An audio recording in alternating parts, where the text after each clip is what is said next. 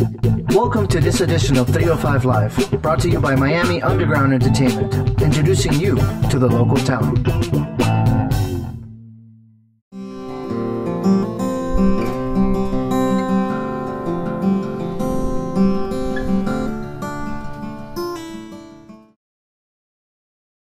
It was basically the music, believe it or not, of Kurt Cobain and Nirvana.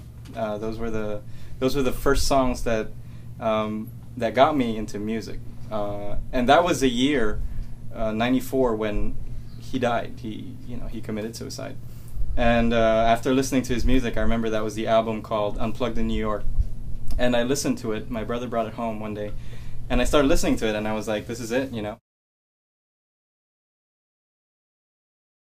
Writing songs, I was doing it sporadically. I never wanted to be a solo artist because I guess I had that fear of, going on my own. So I always associated with, with a band or with a group of guys that I played music with. Really, my first real song that I wrote on my own was probably back in 2006, 2007. And the real song that I recorded professionally was done in 2009.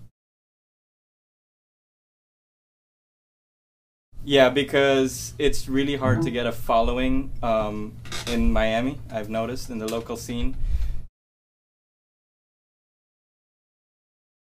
Getting that exposure through the internet is a start, but eventually the most important tool is really reaching out to people who can feel you, who can touch you, who can say hi to you and get that personal response.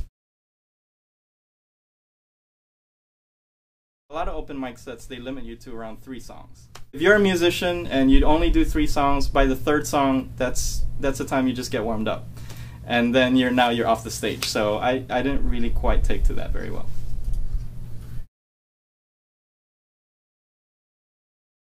That song is about suicide. It's about a friend of mine who committed suicide 3 years ago. And I wrote a song about it and about him, and in my hopes of raising suicide awareness, that if you do experience those thoughts that you want to kill yourself, you need help, and don't be afraid to ask for help, and there's people that can help you.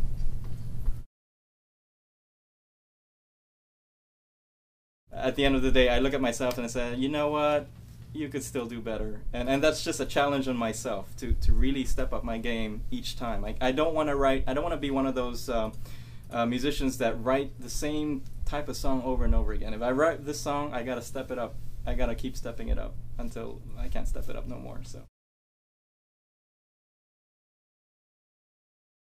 I don't think I'm a musician or songwriter that is entitled to fans. What I try to make is not fans, but friends. I try to meet as much people as I can, try to get them on a personal level, and if they appreciate my music, then you know what? I did my job. There's still some musicians that think, they're the shit, and that's fine, they got talent, I give that to them. They've earned it, they deserve the respect that they get, but you know what, they don't get mine because, it's not about talent, it's about, like you said, connectivity. You may play well, each of us can play really well an instrument, but each of us connects differently to your audience. Like Eric Clapton, Sting, Phil Collins, Mark Knopfler. I mean, you see them play together all the time, and it's one of the most amazing things that I've seen is Eric Clapton is a legend, right? I think we can agree. Well, maybe some of us won't agree, but Eric Clapton is really good at what he does. He's recognized all over the world. But you see Mark Knopfler from the Dire Straits get him and do backup guitars. I mean, I look at that and like, wow. And I see Phil Collins doing the drums in some songs, and he's not on the spotlight. So I totally agree with what you're saying. It's not being competitive. I think if those guys back in the day said, you know what, I'm better than you, I'm not going to play in your song or whatnot, none of this would happen. Every musician, and I'm not trying to promote the place or anything, but every musician that I've met has played at the Wallflower Gallery at some point in their careers.